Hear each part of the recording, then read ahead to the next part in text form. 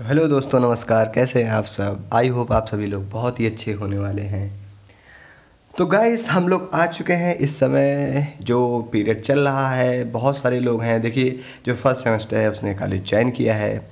Second semester, third semester वालों ने क्या किया है, अभी पेपर दिए हैं, उनका भी कॉलेज स्टार्ट होने वाला है।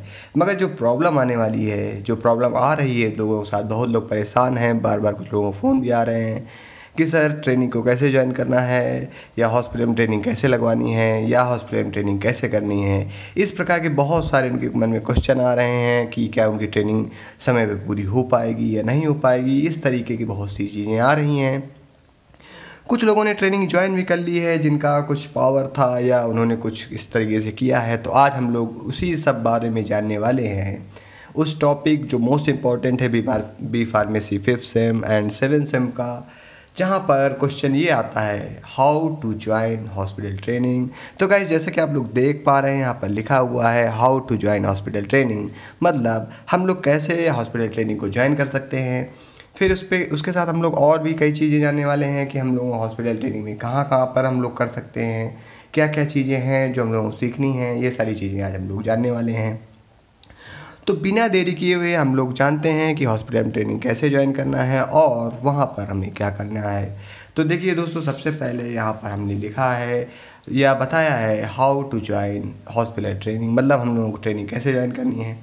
तो देखिए, आप लोग जान रहे हैं कि जैसे कि आप बी फार्मेसी कर रहे हैं, 5th सेमेस्टर हो चाहे 7th सेमेस्टर हो, तो लगभग अगर देखा जाए तो 100 लोग तो हो ही जा रहे हैं एक कॉलेज से। और एक, अगर हम लोग डिस्ट्रिक्ट की बात करें या ज़िले की बात करें, तो वहाँ पर जो हॉस्पिटल होता है वो एक हॉस्पिटल होता है और उस पे लगभग 29 से 30 जो वैकेंसीज़ होती हैं या ट्रेनिंग की जो सीट्स होती हैं वही होती हैं बी फार्मा के लिए। इसी प्रकार डी फार्मा के लिए भी यही सच में होता है। तो अगर हम लोग देखें तो लगभग 4 से 5 कॉलेज होते हैं एक ज़िले में, तो सीट की जो नंबर ऑफ़ अवेलेबिलिटी कम है या जो सीटें नहीं बढ़ी हुई हैं हॉस्पिटल में, इस कारण क्या होता है, बहुत सारे लोगों की ट्रेनिंग नहीं लग पाती है। तो उससे क्या होता है, उससे बहुत सारे लोग परेशान होते हैं, इधर उधर भटकते हैं और वह जो अपना टाइम का पीरियड है या जो पढ़ाई वहाँ पर करनी चाहिए या कुछ भी है ऐसा, तो वो क्या हो जाते हैं, डिस्ट्रैक्ट हो जाते हैं, डिस्टर्ब हो जाते हैं, काफ़ी प्रेशर में रहते हैं। तो देखिए, ऐसा है कि जो ट्रेनिंग का पीरियड है वो तो उतना ही है, उतने हावर आपको ड्यूटी करनी ही है, उतने घंटे आपको वहाँ पर ड्यूटी करनी ही पड़ेगी। मगर उसके पहले आपको पैनिक नहीं होना है। क्यों पैनिक नहीं होना है? क्योंकि वहाँ पर आप लोग जैसा कि जानते हैं कि जो ट्रेनिंग है वो आपकी होके ही रहेगी और आपके टाइम पीरियड के अंदर हो जाएगी। तो आपको करना क्या क्या है, तो हमने यहाँ पर कुछ चीज़ें बताई हुई हैं, उस हिसाब से आपको करना है और यही प्रोसेस होता है। एट लास्ट आप चाहे जितना परेशान हो जाएं, प्रोसेस आपको यही करना पड़ेगा। क्योंकि क्या है कि जब हम लोग भी ये ट्रेनिंग कर रहे थे तो ये सारी चीज़ों को हम लोग देख चुके हैं और ये सब चीज़ें हम लोगों के ऊपर भी पड़ चुकी हैं। तो हम चाहते हैं कि आप हमारे जूनियर हैं, आपको ज़्यादा परेशान ना होना पड़े, ज़्यादा टेंशन ना लेनी पड़े। इन सब चीज़ों के लिए हम लोग क्या करते हैं, ये सब टॉपिक पे बात कर रहे हैं।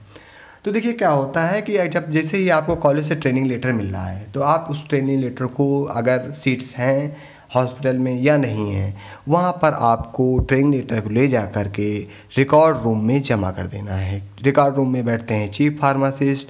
तो चीफ फार्मासिस्ट अगर फतेहपुर डिस्ट्रिक्ट की बात करें तो यहाँ पर एचआर सर हैं। तो एचआर सर के पास आपको ये चीज़ें जमा कर देनी है, या अगर आप किसी दूसरे डिस्ट्रिक्ट के हैं तो वहाँ पर आपको वहीं के चीफ फार्मासिस्ट के पास जमा कर देनी है।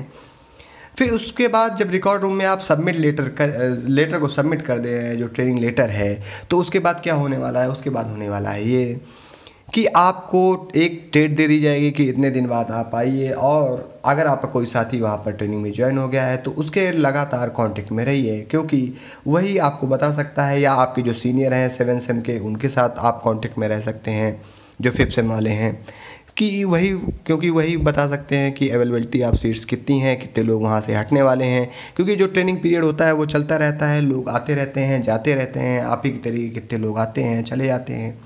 तो कुछ दिन का वहाँ पर क्या करना है, wait some day, training letter जमा करने के बाद कुछ दिन का इंतज़ार करना है आपको, और उसके बाद जब आपका वक्त आएगा, आपका समय आएगा और सीट की अवेलेबिलिटी हो जाएगी, तो आप वहाँ पर ट्रेनिंग को ज्वाइन कर सकते हैं। फिर ट्रेनिंग ज्वाइन करने के बाद आपको करना क्या क्या है, आपको वहाँ पर लर्न इन द ट्रेनिंग, मतलब आपको वहाँ पर ट्रेनिंग में बहुत सारी चीज़ें सीखनी हैं जिससे आपके अंदर जो प्रोफेशन है आपका फार्मेसी या आप जो पैरामेडिकल क्षेत्र पर वर्क कर रहे हैं या जो चीज़ें आप सीख रहे हैं तो उसके प्रति आप क्या हो जाए, थोड़ा सा आपका लगाव बढ़ जाए, थोड़ा सा आपका इंटरेस्ट बढ़ जाए, थोड़ी सी चीज़ें आप जानने लगें। क्योंकि जब हम लोग वही पढ़ाई कर रहे हैं, उसी के बारे में घुस रहे हैं, तो उसके बारे में जानकारी अगर हम लोगों को हो रही है तो आज वो बहुत ही अच्छी बात है। फिर उसके बाद जब आपकी ट्रेनिंग, ऐसा तो है नहीं कि लगातार चलती रहने वाली है, तो कुछ दिन बाद आपकी ट्रेनिंग ख़त्म भी हो जाएगी, तो उसको आपको लीव करना है और उसके पहले ही आपको 2-3 दिन पहले या 5 दिन पहले कोई आपको दोस्त हो उससे एफिडेविट बनवाना है कचहरी से, और एफिडेविट को वहाँ पर जमा करके अपनी ट्रेनिंग को लीव करना है और अपने जो रिलेशंस हैं अपने चीफ फार्मासिस्ट के साथ और वहाँ के फिजिशियन, सर्जन, इन सब लोगों के साथ, वहाँ के स्टाफ के साथ बहुत ही अच्छे मेंटेन करके चलने हैं। अब बहुत लोगों के मन में सवाल आता है कि सर हम लोग एक ही कॉलेज के हैं, 7 सेम वाले पहले ज्वाइन हो गए, 5 सेम वाले बाद में ज्वाइन हो रहे हैं, या 7 सेम वालों की जो ट्रेनिंग है वो जल्दी लग जा रही है, हमारी ट्रेनिंग नहीं लग पा रही। उसका कारण ये है क्योंकि जो 7 सेम है उसके जो एग्ज़ाम हैं वो पहले हो जाते हैं आपसे 1-1.5 महीने पहले, और उनका रिजल्ट है वो भी पहले आ जा रहा है। तो जैसे उनके एग्ज़ाम ख़त्म होते हैं तो कॉलेज 7 सेम वालों को ट्रेनिंग लेटर प्रोवाइड कर देता है, जिसके कारण वो जल्दी ट्रेनिंग में चले जाते हैं। तो 7 सेम की ट्रेनिंग के ख़त्म होते होते ऑलमोस्ट आप लोगों को ट्रेनिंग लेटर मिल जा रहा है और आप लोग ट्रेनिंग वहाँ पर कुछ दिन बाद ज्वाइन कर लेते हैं। तो हमें क्या करना क्या क्या है, यही करना है जो चीज़ें हमने बताई हैं कि वेट करना है, और उसी वेटिंग टाइम में जो आपको चीफ फार्मासिस्ट ने वेट करने का टाइम दिया है उसी में आप अपनी पढ़ाई को या नोट्स को बूस्ट कर सकते हैं, नोट्स बना सकते हैं। क्योंकि जो लास्ट में टाइम बचता है वहाँ पर बहुत कम टाइम बचता है, और 5th सेमेस्टर और 7th सेमेस्टर बहुत ही इम्पोर्टेंट हैं, सरल है, मगर अगर टाइम की जो वैल्यू है अगर उसके हिसाब से देखें तो ये कठिन हो जा रहा है। क्यों? क्योंकि जब आप लोग 1.5 से 2 महीने हॉस्पिटल ट्रेनिंग ज्वाइन करके आते हैं तो आपका जो शेड्यूल होता है पढ़ाई का वो एकदम ब्रेक हो जाता है, क्रैक हो जाता है। बहुत सारे लोग प्रयास भी करना चाहते हैं मगर पढ़ने का बीच में, कुछ लोग पढ़ भी लेते हैं बीच में हॉस्पिटल ट्रेनिंग के, मगर वो उतना ज़्यादा इफेक्टिव नहीं हो पा रहा है। उसके बाद हमें करना क्या है, what we do in the training period. अब हमें ट्रेनिंग पीरियड पे क्या क्या करना है, क्या क्या चीज़ें हैं जो हमें करनी चाहिए। देखिए, अगर आपकी ट्रेनिंग लग गई है तो आपको बी पंचुअल रहना है, मतलब पंचुअल रहना है, एट टाइम पे जाना है, मतलब टाइम से जाना है। जितने बजे आपको जहाँ पर भी आपकी ड्यूटी है, आपके सीनियर वहाँ पर बुला रहे हैं तो उतने बजे आपको टाइम पे पहुँचना है। वेल मेंटेन होके जाना है, एप्रॉन पहनना है, अच्छे से डेली एप्रॉन लेके जाना है आपको वहाँ पर, क्योंकि एप्रॉन ही आपकी आइडेंटिटी है कि आप वहाँ के स्टाफ हैं या नहीं हैं। उसके बाद वहाँ पर प्रॉपर सैनिटाइजेशन का भी मेंटेनेंस रखना है। सैनिटाइजेशन बार बार ज़रूरी है हाथ का, और उसके बाद आपको वहाँ पर मास्क की भी आवश्यकता पड़ती है, क्योंकि हॉस्पिटल में बहुत सारे मरीज आते हैं, बहुत सारा वहाँ पर जो वातावरण होता है वो थोड़ा सा दूसरी टाइप का होता है, तो वहाँ पर आपको मास्क की अवेलेबिलिटी ज़्यादा अच्छी रहती है। उसके बाद आपको वहाँ पर ड्रेसअप होना है, प्रॉपरली मेंटेन करना है, और हेल्दी फूड्स लेने हैं, क्योंकि आप वहाँ पर जब वहाँ पर जा रहे हैं तो आप बहुत सारी बीमारियों से पीड़ित लोगों से मिलने वाले हैं। बहुत सारे मतलब हम लोग कहें मल्टी ड्रग रेजिस्टेंस वाले पेशेंट से भी आप लोग मिलने वाले हैं। टीबी का पेशेंट है, एस्थमेटिक पेशेंट है, सीओपीडी के पेशेंट हैं, इस तरीके के भी पेशेंट आने वाले हैं। तो आप लोगों को क्या करना है, जैसे 5th सेम में है तो कार्डियोवैस्कुलर सिस्टम है, और वहाँ पर एंटी एस्थमेटिक ड्रग हैं, ये सारी चीज़ें, कई सारी चीज़ें हैं जो भी हैं वो आपको बहुत अच्छे से पढ़नी है, और उन्हीं का एप्लीकेशन आप लोग वहाँ पर हॉस्पिटल में देख सकते हैं। अब अगर हम बात करें कि हॉस्पिटल ट्रेनिंग में आप जा रहे हैं, इतनी सारी चीज़ें आपने जान ली हैं, तो अगर हॉस्पिटल में कहाँ ट्रेनिंग करनी है इनके बारे में नहीं जाना, जो 5th सेम वाले हैं या 7th सेम वाले हैं, होता क्या है दोस्तों होता तो ये तक है कि लोग अपनी पूरी ट्रेनिंग 5th सेम की और 7th सेम में ख़त्म कर देते हैं। उनको यही पता नहीं होता कौन सी चीज़ कहाँ पर है, और हॉस्पिटल में कहाँ पर क्या होता है, या कहाँ पर ट्रेनिंग करना ज़्यादा अच्छा होता है। देखिए, आप एक फार्मासिस्ट बनने वाले हैं फ्यूचर में, तो आपको ज़्यादातर जो वर्क होता है वो मेडिसिन रिलेटेड वर्क होता है। मतलब जो, हालांकि अगर डी फार्मेसी की बात करें तो जो डी फार्मेसी वाले हैं उनका तो केवल वर्क अधिकतर अगर हम लोग देखें तो डिस्पेंसिंग का होता है। बैचलर ऑफ फार्मेसी की अगर बात करें तो बैचलर ऑफ फार्मेसी का थोड़ा सा वाइड स्कोप हो जाता है, तो वहाँ पर थोड़ा सा देख सकते हैं हम लोग जो चीज़ें हैं कि पहले हम लोग हॉस्पिटल में ट्रेनिंग कहाँ कहाँ पर कहाँ कहाँ पर ट्रेनिंग हॉस्पिटल ट्रेनिंग लगती है, उसके बाद हम लोगों को कहाँ कहाँ पर ट्रेनिंग कर सकते हैं, जो जहाँ जहाँ पे अच्छी हैं उनके बारे में भी बात करेंगे आज।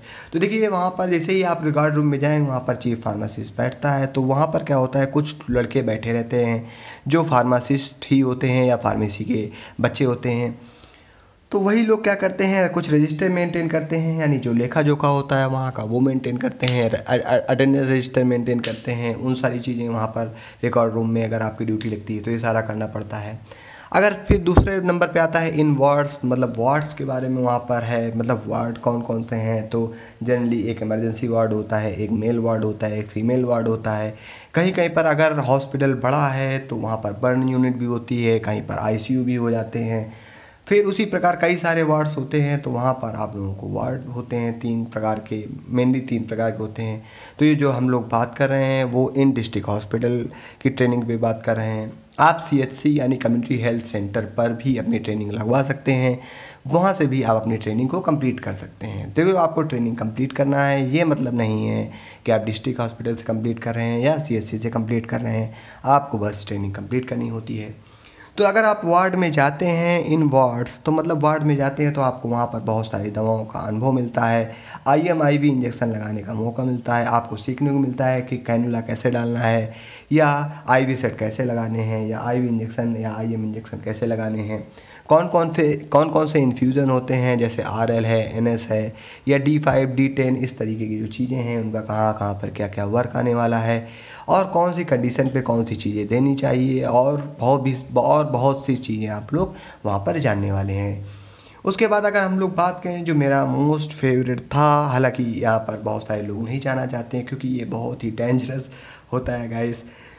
तो वहाँ पर होता है इन ओटी, मतलब ऑपरेशन थिएटर में क्या क्या वर्क होते हैं। तो देखिए ऑपरेशन थिएटर में वही लोग जाएँ जो लोग थोड़ा दिल के मजबूत होते हैं, या जिनके अंदर जो कैपेसिटी होती है, जो कहें ना कि अगर उसको कहते हैं कि जो अटेंशन जो जिनकी ज़्यादा अच्छी हो। क्योंकि वहाँ पर क्या होता है, आपको बहुत ही कंसंट्रेटेड रहना होता है। आप किसी भी सामान को या आपका कोई भी क्लॉथ वहाँ पर टच नहीं होना चाहिए। जो पका हुआ सामान आता है, जो स्टेरलाइज सामान आता है, जो स्टेरलाइज इक्विपमेंट्स आते हैं, उनको भी बहुत मेंटेनेंस करना पड़ता है। वहाँ पर जो तौर तरीके हैं ओटी के अंदर बहुत अलग हो जाते हैं दोस्तों।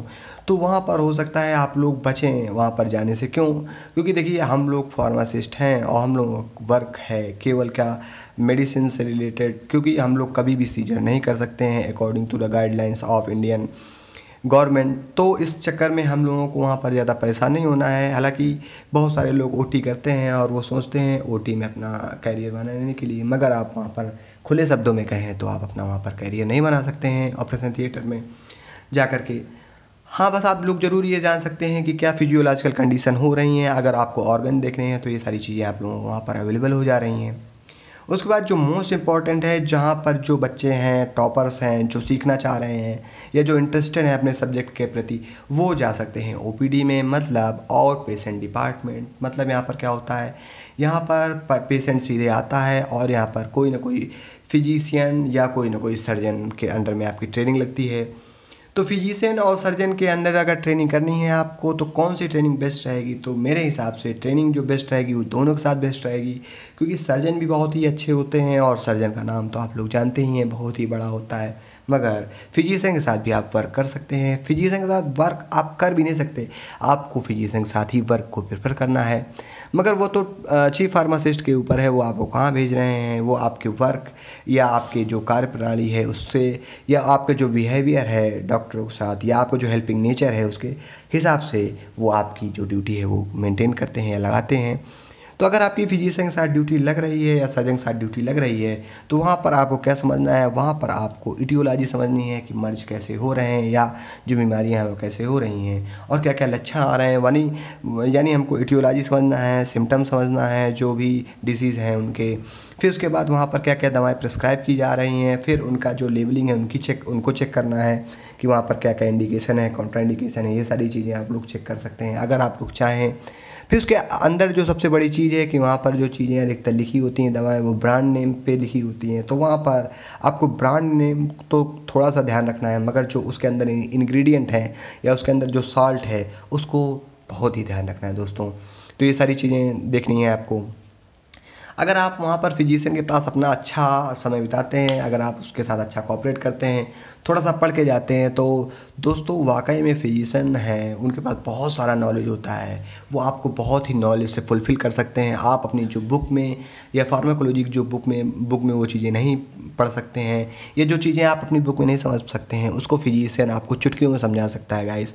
मगर उसके लिए आपको बहुत ही मेहनत, बहुत ही त्याग करना पड़ता है, जो बहुत सारे लोग नहीं कर पाते हैं। क्योंकि बहुत सारे लोग तो केवल ट्रेनिंग अपने भौकाल के लिए जाते हैं, या हम लोग कहें कि अपना मतलब सिस्टम बनाने के लिए जाते हैं कि हाँ मैं फार्मासिस्ट हूँ, मेरा जलवा है, ये सारी चीज़ें। तो आपको ये नहीं करनी है, आपको हेल्पिंग पीपल बनना है। क्योंकि हम लोग पैरामेडिकल से हैं या हम लोग फार्मासिस्ट हैं, तो फार्मासिस्ट में हम लोगों को मेनली जो हेल्पिंग नेचर है वो बहुत ही अच्छा होना चाहिए। क्योंकि आप जब दूसरों को हेल्प करते हैं तो जो आपकी क्वालिटी है, आपका एटीट्यूड है, वो अलग से नज़र आता है। आपकी जो वैल्यू है वो बढ़ जाने वाली है हॉस्पिटल में, तो उसका एक बहुत बड़ा इम्पैक्ट पड़ने वाला है। क्योंकि जो कुछ फार्मासिस्ट हैं वो लोकल के होते हैं, वो जब उनको भविष्य में वर्क पड़ता है, अगर उनका जो वर्किंग नेचर था वो अच्छा होता है, तो उनको बहुत सारी मदद मिलने वाली है। अगर उसके बाद बात करें ओपीडी की बात, तो फिर अगर ओपीडी की बात करें तो उसके बाद आ जाती है इमरजेंसी ड्यूटी। तो इमरजेंसी ड्यूटी भी भाई बहुत अच्छी होती है, जिसको ट्रामा सेंटर भी कहते हैं। ट्रामा सेंटर में ड्यूटी, यहाँ पर क्या है, यहाँ पर आप लोग बहुत सारी चीज़ें सीखने वाले हैं। बहुत सारी चीज़ें कैसे, जैसे वहाँ पर आप आईवी डालना सीखते हैं, आईवी इंजेक्शन सीखते हैं, कैनुला इंसर्ट करना सीखते हैं, कैनुला डालना सीखते हैं, वीगो कैसे डाला जाता है वो सीखते हैं। उसके बाद बीपी का जो मेजरमेंट है वो क्या होता है, उसको कैसे दिया जाता है। कई सारी इलेक्ट्रॉनिक डिवाइसेस होती हैं, SpO2 लेवल है, ये सारी चीज़ें चेक की जाती हैं। और आप वहाँ पर इमरजेंसी में आप वहाँ पर सारे इमरजेंसी केस सीखते हैं, देखते हैं। या तो इमरजेंसी में क्या होता है दोस्तों, या तो पेशेंट जिंदा है या तो पेशेंट मर जा रहा है, यही दो कंडीशन वहाँ पर होती हैं। क्योंकि वहाँ पर जो पेशेंट होता है वो मौत से और जीवन और मौत के बीच में होता है, तो वहाँ पर आपको उसको इतना अलर्टनेस रखनी पड़ती है। वहाँ पर भी आपको बहुत अलर्टनेस रखनी पड़ती है कि क्योंकि वहाँ पर जो पेशेंट है वो बहुत सीरियस आ रहे हैं, और आपके लिए सीखने का मौका सबसे अगर बेस्ट मैं कहूँ तो इमरजेंसी में ही है।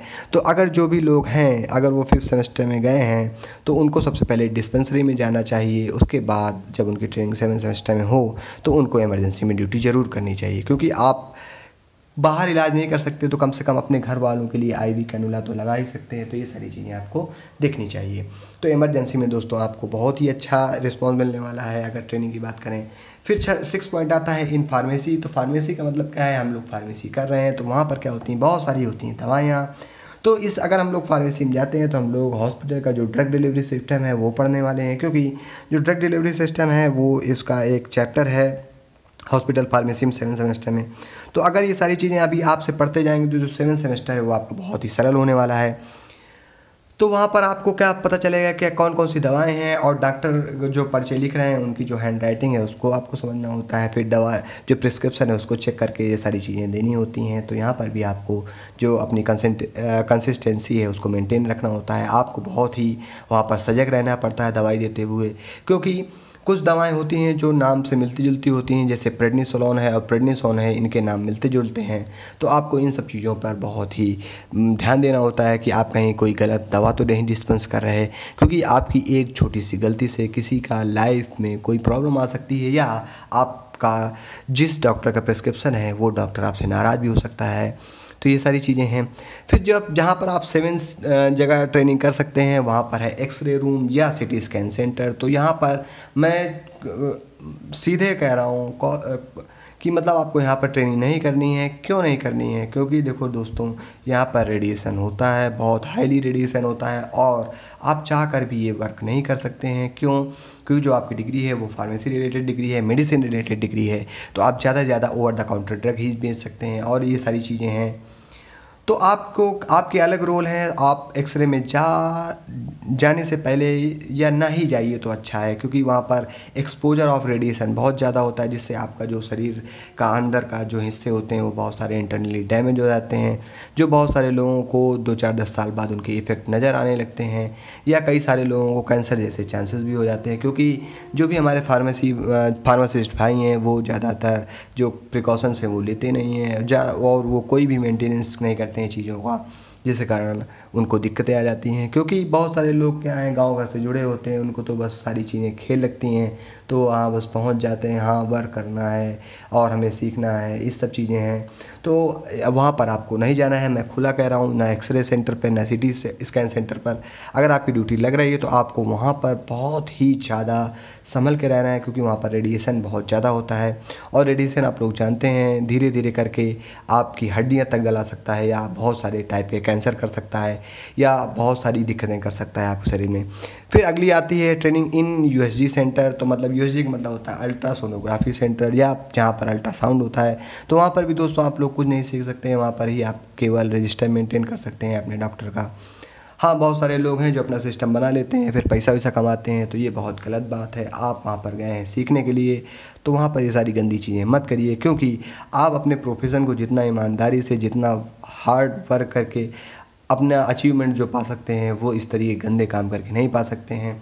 तो ये सारे जो लड़के हैं, हमारे भाई हैं, जो हम लोगों के प्रोफेशन को कहीं ना कहीं कुछ ना कुछ गंदा कर रहे हैं, तो उनसे मेरी रिक्वेस्ट है कि आपको ये सारी चीज़ें नहीं करनी है। आप वहाँ पर केवल गए हैं ट्रेनिंग करने, और ट्रेनिंग पे आपको क्या करना है, ओनली ऑन फोकस करना है अपने वर्क पर, अपनी जो स्किल्स हैं उनको डेवलपमेंट करना है, अपने आप को निखारने गए हैं तो वहाँ पर ये सारी चीज़ें करनी है। 9th जो जगह है वहाँ पर है इन पैथोलॉजी डिपार्टमेंट। तो पैथोलॉजी डिपार्टमेंट में आप क्या कर सकते हैं, वहाँ पर आप लोग जा सकते हैं, वहाँ पर आपको ब्लड निकालना बताया जाता है, कितने टाइप की जाँचें होती हैं आपको वो भी पता चल जाएगा, कौन सी जाँच कब करानी है वहाँ पर वो भी आपको जानकारी मिल जाएगी। हाँ, तो वहाँ पर आप जा सकते हैं, भविष्य में कभी कुछ ना कुछ जानकारी आपको वहाँ पर मिलेगी, तो आप वहाँ पर लगभग 15 दिन या 1 हफ्ते ट्रेनिंग करके ये सारी चीज़ें सीख सकते हैं। फिर उसके बाद है इन सीएमएस ऑफिस। तो बहुत सारे लोग अपना सिस्टम बनाने के लिए, अपना जलवा दिखाने के लिए क्या करते हैं, सीएमएस ऑफिस में ड्यूटी ज्वाइन कर लेते हैं। हालांकि उनको कोई फ़ायदा नहीं होता है, क्योंकि उनकी ट्रेनिंग मात्र 45 दिन या 30 दिन की होती है या 90 दिन की होती है। तो वहाँ पर आप अगर सीएमएस ऑफिस में जाकर ट्रेनिंग कर भी रहे हैं तो कोई फ़ायदा वहाँ पर दोस्तों नहीं होने वाला है, क्योंकि आप वहाँ पर फार्मेसी रिलेटेड वर्क सीखने गए हैं। आपकी ट्रेनिंग जो होने वाली है आपके टॉपिक्स से रिलेटेड होने वाली है। जो ड्रग आप पढ़ रहे हैं उनका मैकेनिज्म ऑफ एक्शन क्या है, वो कहाँ पर प्रिस्क्राइब की जा रही हैं, क्या क्या उनके काउंटर इंडिकेशंस हैं, क्या क्या उनके इंट्रैक्शंस हैं, ये सारी चीज़ें हम लोगों को जाननी होती हैं। तो अगर सीएमएस ऑफिस में आपकी ड्यूटी लग रही है तो आपको उसको चुपचाप करना है, और वहाँ पर आपको पढ़ते भी रहना है। मगर मैं चाहता हूँ कि आप लोग वहाँ पर ड्यूटी न करें तो भी ठीक रहता है। उसके बाद आप लोग जा सकते हैं, आप मतलब ट्रेनिंग आप यहाँ पर भी लग जाती है कुछ फार्मेसी लोगों की इन एसएनसीयू। तो यहाँ पर होता है मतलब जो न्यूनेटल होते हैं उनका ये आईसीयू एक टाइप का होता है, मतलब उनकी न्यूनेटल केयर यूनिट होती है, सेंटिनल न्यूनेटल केयर यूनिट होती है। यहाँ पर छोटे छोटे जो बच्चे होते हैं उनकी जो एसेंशियल केयर होती है वो होती है। तो यहाँ पर भी आप लोग थोड़ी बारी चीज़ें सीख सकते हैं, जैसे क्या है, छोटे बच्चों में आईवी कैनुला कैसे देना है, उनको सक्शन कैसे करना होता है, उनको कौन कौन से ड्रॉप देना है, या कितने उम्र के बच्चों को कितने ml की चीज़ें दे सकते हैं ड्रॉप, ये सारी चीज़ें आप लोग देख सकते हैं, जान सकते हैं। उसके बाद जो 12th नंबर पे आता है स्टोर ड्रग, मतलब जहाँ पर ड्रग स्टोर होता है, जहाँ पर दवाएं जमा होती है हॉस्पिटल की, तो वहाँ पर भी आप लोग जा सकते हैं। वहाँ पर आप लोग तरह तरह की दवाइयों के बारे में जान सकते हैं, वहाँ पर क्या क्या दवाएं हैं उनके बारे में जान सकते हैं। उसके बाद उन दवाओं में क्या क्या चीज़ें हैं, और हॉस्पिटल का ड्रग डिलीवरी सिस्टम कैसे है, दवाएं कहाँ से जाती हैं, उनका जो कंप्यूटर में कैसे उनको फीडिंग होती है, स्टॉक को कैसे मेंटेन करते हैं, ये सारी चीज़ें हम लोगों को दैनिक जीवन पे भी वर्क पड़ने वाली हैं आगे, तो आप लोग वहाँ पर भी अच्छा सीख सकते हैं। फिर उसके बाद है इन मैटरनल वार्ड। तो जहाँ पर जो मैटरनल वार्ड होता है, आप लोग मैटरनल का मतलब समझते हैं, तो वहाँ पर भी आप अपनी ड्यूटी लगवा सकते हैं, मगर वहाँ पर भी आपको ज़्यादा अच्छा रिस्पॉन्स नहीं मिलने वाला है, क्योंकि ये सारी चीज़ें आप नहीं कर सकते हैं। तो वहाँ पर भी आप लोग ना ही लगवाएं ड्यूटी तो अपनी अच्छी होती है। उसके बाद जच्चा बच्चा सेंटर होता है 14वें नंबर पे, यानी 14th नंबर पे। तो वहाँ पर भी आपके लिए ज़्यादा अच्छी चीज़ें नहीं है, मगर ये है कि अगर आपकी ड्यूटी लग गई तो आपको अपना समय काटना है और अपने चीफ फार्मासिस्ट से रिक्वेस्ट करके अपनी ट्रेनिंग को चेंज करवा लेना है। हालांकि जो ट्रेनिंग चेंज होती है वो पहले 15 डेज़ पे चेंज होती थी, अब वो 7 डे पे चेंज हो रही है। अगर आपका वर्किंग नेचर अच्छा है, अगर आपकी जो कार्य प्रणाली है वो बहुत ही अच्छी है, तो आपकी जो ट्रेनिंग है वो 7 डे के अंदर ही चेंज हो जाएगी, हो सकती है। उसके बाद जो 15th जो आपकी ट्रेनिंग जहाँ पर लग सकती है वो होती है कि जहाँ इम्यूनाइजेशन होता है, इम्यूनाइजेशन सेंटर पर, जहाँ पर हम लोग कहते हैं कि कोविड का इंजेक्शन लग रहा है, तो कोविड की जो वैक्सीन्स लग रही हैं वहाँ पर आप लोग कर सकते हैं, तो वहाँ पर भी आपको IM इंजेक्शन लगाने का बहुत ही अच्छा मौका मिल जाता है। तो अगर बात करें दोस्तों कहाँ कहाँ पर जो ट्रेनिंग है वो बहुत ही अच्छी होने वाली है, तो इन इमरजेंसी डिपार्टमेंट पे बहुत ट्रेनिंग अच्छी होने वाली है, OPD डिपार्टमेंट पे बहुत ट्रेनिंग अच्छी होने वाली है, वार्ड्स में बहुत ट्रेनिंग अच्छी होने वाली है। अगर आप लोग रिकॉर्ड रूम जा रहे हैं वहाँ पर भी आपको रिकॉर्ड का मेंटेन करना, और इन ड्रग स्टोर यहाँ पर भी आपको ट्रेनिंग बहुत ही अच्छी होने वाली है। तो अगर हम लोग देखें तो हम लोगों के पास 5 पॉइंट हैं इन रिकॉर्ड रूम। तो रिकॉर्ड रूम पे आप लोग जाते हैं, वहाँ पर आप लोग ये समझते हैं कि कैसे जो पेशेंट का है रिकॉर्ड उसको रखना है, कैसे जो फार्मासिस्ट आपके साथ वर्क कर रहे हैं उनका रिकॉर्ड कैसे रखना है, मतलब कागजी काम अगर आप लोग सीखना चाहें तो वहाँ सीख सकते हैं।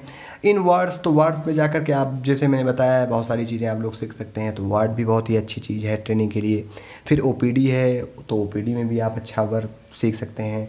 बहुत सारे जो अच्छे बच्चे हैं जिनको फार्माकोलॉजी वगैरह अच्छी आती है, या जो जिनका वर्किंग नेचर अच्छा है, या जिनका मेडिकल स्टोर है, वो यहाँ पर अच्छा वर्क कर सकते हैं, अच्छे से यहाँ पर सीख सकते हैं। अगर कोई बिगिनर है या कोई नौसिखिया है, अभी अभी उसने फार्मेसी ज्वाइन की है, उसके घर से कोई भी मेडिकल फील्ड में नहीं रहा है, तो उसको सबसे पहले इमरजेंसी ज्वाइन करनी चाहिए। इमरजेंसी में आपको जा कर के वहाँ पर पता चलता है कि जो चीज़ें हैं वो क्या हैं, कैसे आपको वर्क करना है। और क्योंकि वहाँ पर बहुत सारे पेशेंट आते हैं और बहुत सारे क्रिटिकल कंडीशन के पेशेंट आते हैं, और सारे तरीके के पेशेंट आते हैं, हम लोग कह दें कि एक्सीडेंटल भी आते हैं, बर्न भी आते हैं, और स्नेक बाइट है, डॉग बाइट है, ये सारी चीज़ें भी आते हैं, इंसेक्ट बाइट है वो भी आते हैं। उसके बाद asthma, COPD, respiratory tract infection भी आता है, हेमोरेजिक फीवर भी आता है, डेंगू एंड बहुत सारी फीवर, वायरल फीवर, ये सारी चीज़ें भी वहाँ पर आने वाली हैं। उसके बाद एब्डोमिनल पेन के भी केसेस आते हैं, मतलब सारे प्रकार के केस वहाँ पर आते हैं जो बहुत ही अच्छे होते हैं दोस्तों। उसके बाद ड्रग स्टोर पर भी आप अपनी ड्यूटी लगवा सकते हैं। अब फिर आपका उसके बाद आप जितनी बात हो गई, तो अब उसके बाद क्या है, मेन ऑब्जेक्टिव क्या होना चाहिए आपकी ट्रेनिंग का। तो मेन ऑब्जेक्टिव आपकी ट्रेनिंग का ये होना चाहिए कि क्योंकि आप वहाँ पर अपने 45 दिन खर्चा कर रहे हो, तो आपको वहाँ से कुछ सीख के आना है, ना कि आपको वहाँ पर अपने 45 डेज़ और आप जो अपने घर वालों से पैसा लेके जा रहे हैं किराया भाड़ा, उसको भी बर्बाद नहीं होने देना है। तो उससे बढ़िया आपको ये सारी चीज़ें, ये आपको ऑब्जेक्टिव बना के चलने हैं। तो establish the power of reading of prescription, मतलब आपको ऐसा पावर या ऐसी चीज़ें आनी चाहिए, या इस तरीके से आपको बनना है कि आप किसी भी डॉक्टर का प्रिस्क्रिप्शन पढ़ सकें। उसके बाद आप जो मेडिसिन डिस्पेंस कर रहे हैं उसकी आपको नॉलेज होना चाहिए कि कौन सी मेडिसिन कहाँ पर डिस्पेंस हो रही है, कौन सी मेडिसिन किस क्लास की आ रही है, वो करनी चाहिए। उसके बाद work of some medicine and all medicine, तो अगर आप 5th सेमेस्टर में हैं तो आपको मतलब कुछ मेडिसिन का ज्ञान होना चाहिए। अगर आप 7th सेमेस्टर में हैं तो आपको सारी मेडिसिन का ज्ञान होना चाहिए, क्योंकि आप 4th सेमेस्टर, 5th सेमेस्टर और 6th सेमेस्टर में फार्माकोलॉजी पूरी पढ़ के गए हैं, तो वही सारी मेडिसिन वहाँ पर आपको मिलने वाली है। उसके बाद prepare notes in the training period in for future, मतलब आपको वहाँ पर नोट्स तैयार करने हैं अपने, जो भी आप लोग वहाँ पर सीख रहे हैं, क्या आप लोग सीख रहे हैं, तो वो आपके फ्यूचर के लिए, जो ट्रेनिंग पीरियड में आपने सीखा है, तो फ्यूचर के लिए वहाँ पर आप लोग नोट्स भी बना सकते हैं। तो आई होप आपको ये सारी चीज़ें समझ में आ गई होंगी। अगर आपको कोई भी क्वेश्चन आ रहा है आपके माइंड में कि सर ये प्रॉब्लम आ रही, तो आप कमेंट कर सकते हैं। तो आपका how to join hospital training, ये हम लोगों ने यहाँ पर कंप्लीट कर दिया है। तो बहुत बहुत धन्यवाद, हार्दिक आभार आपका, नमस्कार।